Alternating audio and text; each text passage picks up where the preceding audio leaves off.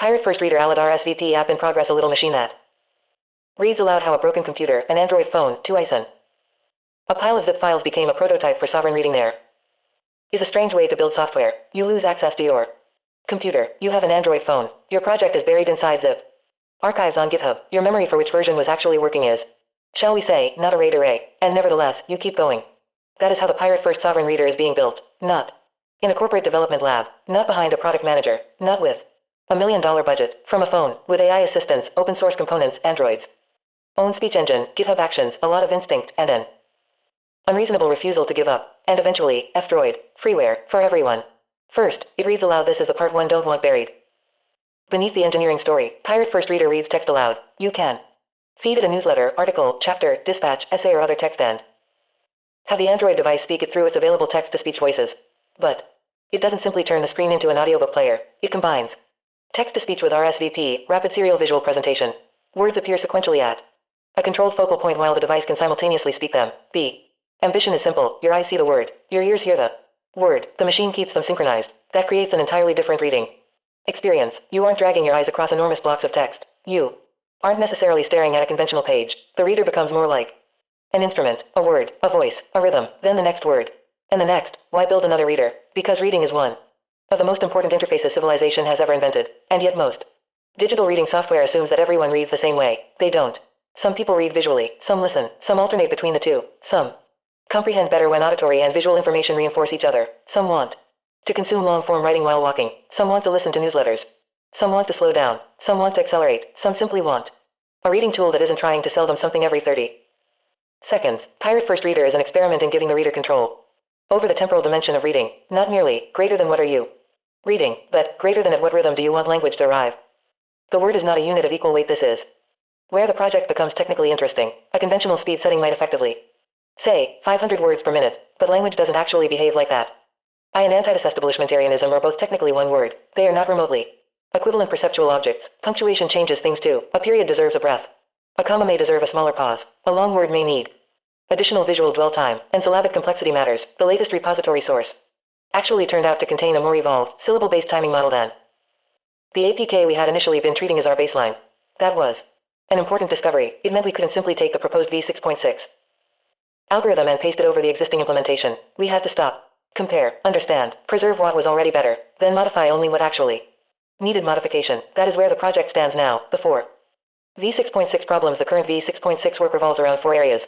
1. Linguistic timing. Make the dwell time respond intelligently to word complexity rather than simply applying a crude linear length penalty. 2. Word mapping. Create an explicit character to word map so Android's speech engine can tell the visual Rsvp engine exactly which word is being spoken. 3. Native speech synchronization. Use Android TTS callbacks to keep the visual word and spoken word synchronized.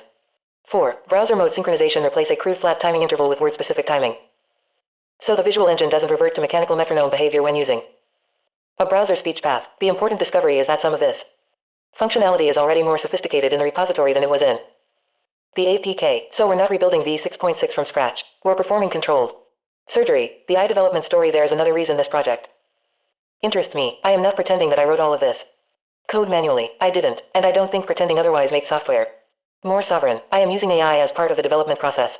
In this case, ChatGPT Go has been the principal collaborator during the build process, helping reason through Android architecture, WebView TTS integration, GitHub Actions, debugging, version recovery, and the increasingly Byzantine relationship between zip archives and source files. But there are limits. Literally, at one point the available AI working capacity became a bottleneck. The project was not finished. The computer was unavailable. The phone was the development workstation, and the source history had become difficult to reconstruct manually. So another AI entered the picture. Claude. The free tier turned out to be unexpectedly useful. Claude was able to inspect the now public GitHub repository, discover that the repository was actually storing complete project zips, identify that there were already 2 v6.6 archives, download and inspect the source, and, most importantly, discover that the repository contained a more evolved word delay implementation than the APK we had been using as our presumed baseline. That changed everything. Instead of blindly patching the wrong version, Claude stopped and began comparing the actual source. That is what I mean by salvage. The project didn't require one AI to be perfect. It required the tools to remain useful when one path hit a wall. The software is being built for people, not a store. The eventual destination is important. Pirate First Reader is intended to become freeware and open source software distributed through F-Droid. F-Droid is particularly appropriate because its model is fundamentally different from The dominant commercial app store paradigm. It exists specifically to distribute free and open source Android applications, and that matters because Android itself is entering a new phase. The F-Droid question. Google is introducing Android developer verification. Google describes it as an additional security layer designed to make it harder for bad actors to distribute harmful applications. Its current timeline says the first enforcement phase begins September 30th, 2026, in Brazil, Indonesia, Singapore, and Thailand, with a global expansion plan for 2027. Google also says it will provide an advanced flow for power users and that side loading remains possible. F-Droid sees the matter very differently. Its position is that centralized developer verification could fundamentally undermine Android's tradition of independent software distribution, particularly for repositories such as F-Droid that operate outside Google's commercial ecosystem. F-Droid has explicitly called the policy a threat to free software distribution. That disagreement is not trivial. It is ultimately a question of who gets to authorize software. Google says security. F-Droid asks authority. Pirate first asks, can we have both security and sovereignty? I think we should. The beautiful irony, we are building a reader whose purpose is to make information more accessible. It reads aloud. It can display language at controlled speed. It can potentially make long-form writing easier to consume. It is designed to be free, and we want it distributed through an ecosystem whose entire purpose is to preserve the freedom to install software. That makes F-Droid more than a convenient app store for this project. It becomes part of the philosophy. No subscription, no ad machine, no empire. The goal is not to turn Pirate First Reader into another platform. There is no grand plan to capture your attention and sell it. No. Premium reading speed unlocked. No. Subscribe to continue listening. No. Your reading history has been optimized for advertisers. The dream is much smaller, and therefore, perhaps, much more radical. Build the tool. Give it away. Publish the source. Let people inspect it. Let people fork it. Let someone else improve it. The reader is also a prototype for something bigger. The sovereign reader is deliberately modest, but its architecture points toward a broader idea. What if personal software could become small, portable, inspectable infrastructure rather than another cloud dependency? What if your reading machine didn't need a corporate account? What if your texts didn't need to pass through a centralized platform? What if the voice came from the device in your hand? What if the reading algorithm belonged to everyone? What if an author could distribute a document and a reader could simply read it? No gatekeeper required. The computer can wait. The funny part is that the project has actually taught us something about resilience. The computer is currently unavailable, so the phone became the workstation. The repository was confusing, so we opened it. The zip archives were multiplying, so we stopped guessing. The APK was not the same as the latest source, so we discovered the difference. ChatGPT hit a working limit. Claude's free tier picked up the investigation. The project survived because the development process itself was distributed. That may be the most pirate-first thing about it. Next stop, F-Droid. There is still work to do. The current source needs to be compared carefully. The minimum safe v6.6 changes need to be identified. The Android build needs to succeed. The APK needs to be tested on an actual phone. The voice synchronization needs to behave. Landscape mode needs to work. The Rsvp timing needs to feel right. And eventually the project needs to meet F-Droid's packaging and review requirements. But the destination is now clear. Pirate First Sovereign Reader. A free reader. A reader that reads aloud. A reader that respects the rhythm of language. A reader built with AI assistance but not dependent upon one AI. A reader intended to remain free. A reader intended to belong to its users. And perhaps, in a world increasingly obsessed with controlling distribution, that is a sufficiently pirate-like ambition. Pirate First. Read faster. Listen deeper. Own the machine. The Sovereign Reader. v6.6 freeware open source destination. F-Droid. Development assisted by ChatGPT, Go, and Claude. Built from an Android phone while the computer is away. Sovereignty. Freedom. For everyone. Pirate First, the sovereign without a country, a struggle for recognition and freedom in a world of institutions. The sovereign without a country. Pirate First, Benjamin Franklin, and the strange political problem of existing before recognition. There is a category of political person the modern administrative state has difficulty imagining. Not a citizen, not quite a refugee, not an immigrant, not a diplomat, not a corporate executive, not a tourist, and not necessarily a criminal, a political claimant.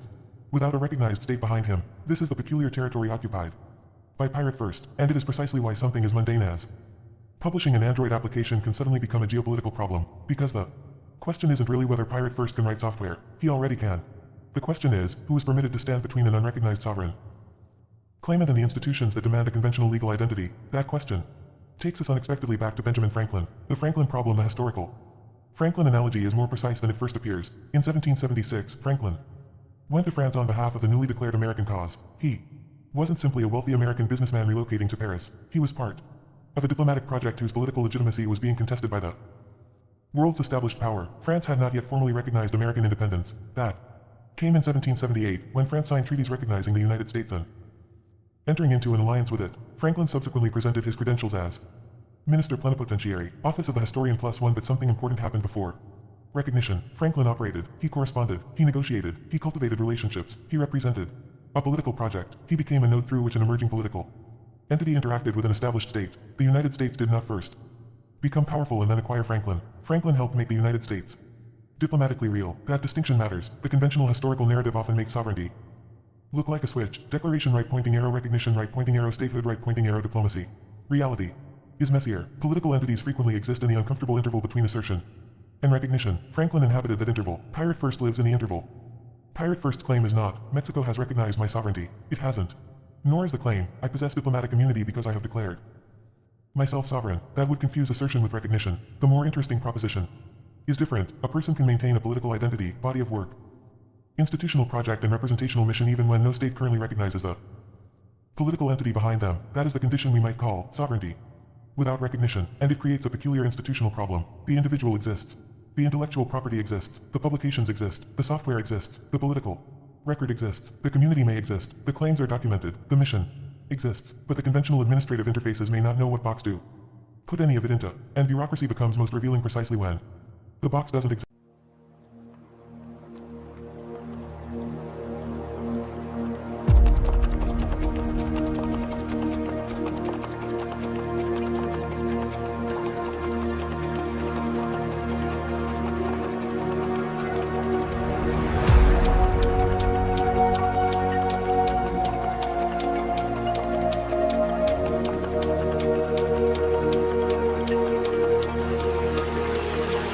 Rsvp 150W. The maps of men are blank here. No satellite footprint traces the pulse in this cabin. 4 minutes of existence without a ledger. In the grid, your first breath would have been a digital signature. The initialization of Echo 7. Listen to the silence. We are at 0 degrees north, 150 degrees west. A point in the Pacific where the maps of men simply stop trying. There is no grid here. No satellite footprint tracks the heat of this cabin. There is only the low rhythmic hum of the fusion cell beneath the floorboards and the sound of black water against a hull that belongs to no registry. You are 4 minutes old.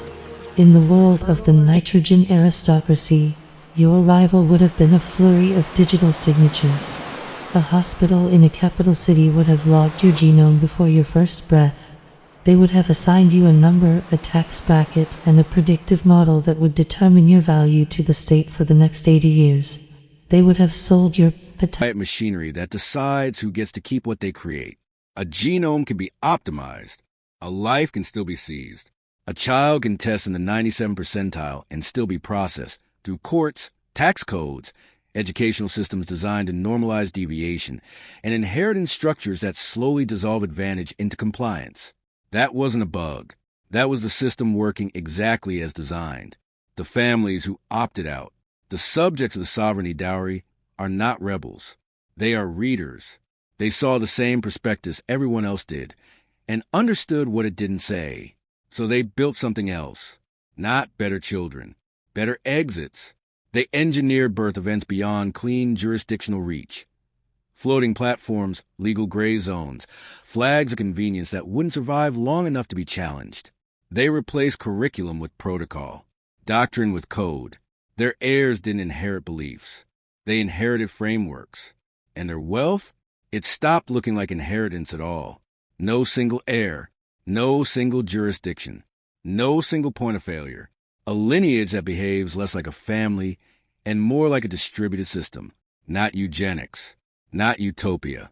Something colder. Let's cut the noise. This is not a morality play about gene editing. It's not anti-enhancement. Genetics here is just infrastructure, a layer. What matters is what sits above it and who controls the environment it operates in. Because optimization without sovereignty is just performance inside a cage. And cages, historically, have excellent paperwork. The failure mode, no one could outsource. Some of these families failed, not because the model was flawed, because sovereignty cannot be pre-installed. You can design the architecture. You can remove the traps. You can erase the map. but the heir still has to choose to remain unclaimed. And not everyone wants that kind of freedom. Some burn the system down just to feel heat again, to belong somewhere visible, to be legible, even if it costs them everything. And then there's the outlier. Every model produces an edge case, one child, not broken, not superior, just unlocatable, no registry, no predictable behavior, no stable interface with the systems designed to measure, optimize, or absorb the kind of existence markets cannot price, the kind of life institutions cannot process, the kind of signal that doesn't resolve. Why this book exists. The Sovereignty Dowry tracks the same era as Prodigy LLC, the same floating clinics, the same quiet deals, the same hum beneath the surface. But it follows the ones who didn't buy in, the ones who stepped sideways, the ones who understood that the real asset was never intelligence or longevity or yield. It was exit, stay stateless. Because in the end, the system cannot optimize what it cannot find, the sovereignty dowry. When the genome is the deed and jurisdiction is the vault, Prodigy sold optimization. This book is about escape. Enhancement inside a cage is still a cage. Stay stateless. Hashtag pirate first, hashtag MXDM, hashtag sovereignty, hashtag post-scarcity, hashtag biotech, hashtag jurisdiction, hashtag future wealth, hashtag exit strategy, hashtag digital feudalism, hashtag unclaimable, hashtag speculative fiction. By Pirate First. Be claimed, to be known is to be captured. Your genetic yield is a high-value asset inside a cage. Your education starts now. The feedback will not be a grade. It will be the errant self when the scrubbers fail. Read the law. It is a design decision made by someone who wanted something from you. Intimacy is a transfer protocol. You are 4 minutes old. In the world of the Nitrogen aristocracy, your arrival would have been a flurry of digital signatures. They would have logged your genome before your first breath, assigned you a number, a tax bracket, and sold your potential to secondary markets. But your parents chose the dowry. I am your steward. To belong to a state is to be a claim. Today, you are a legal question mark. The clean compile. Unmoddable, unclaimable. Your education starts now. When the oxygen scrubbers fail, the feedback will not be a grade, it will be the air itself. You will learn that reality is the only honest teacher. When you look at a law, you will not see a moral command. You will see a design decision made by someone who wanted something from you. You will learn to read the softening, that moment when someone offers you care in exchange for your keys. Love is beautiful, but in the hands of a state, it is merely a transfer protocol.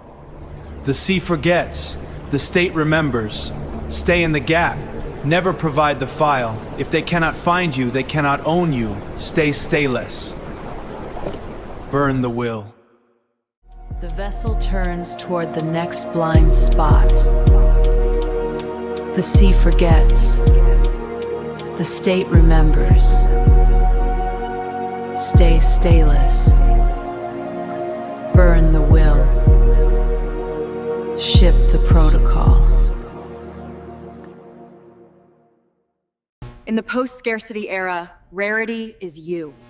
When everything is free, your genome is the only asset that remains. This is a Reader's Digest version of the hard antithesis of the 1% by the same author, from the same source, entitled, The 1% Gone Bad. Not corruption by softness, but capture by force. Not transition, secession of the powerful. A post-scarcity secession doctrine. By Pirate First for MXTM's newsletter. Burn the will! Ship the protocol!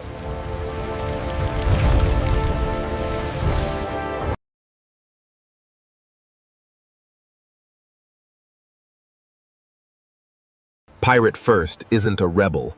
He's an exit strategist. They control the narrative now, hiding deep within the anomaly. But the story is the territory. and soon, a hidden longevity civilization beneath the Grand Mayan aquifer seeds, a successor species engineered for extreme worlds. Every system failed at night, so we built with bone and might. we chose not to return. So we built. You can follow the flame or remain what you were. Just a different time.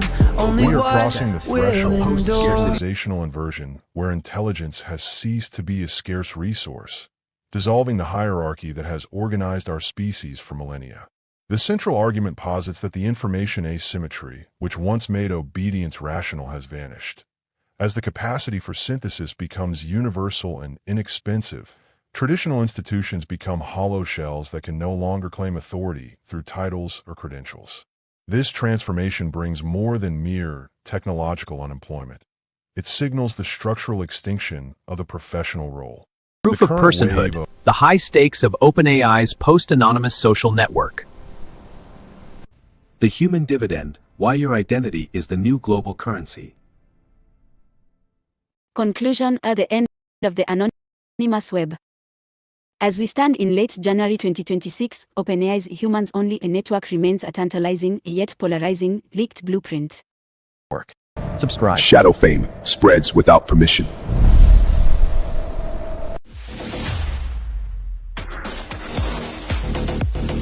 X Prize. Start building, man. Marked. Reclaimed. Repurposed. Visual data streams, the auditory pulse, synchronicity in motion, accelerate cognitive flow, input becomes fluid light, a new dimension of the mind, one channel, fully aligned.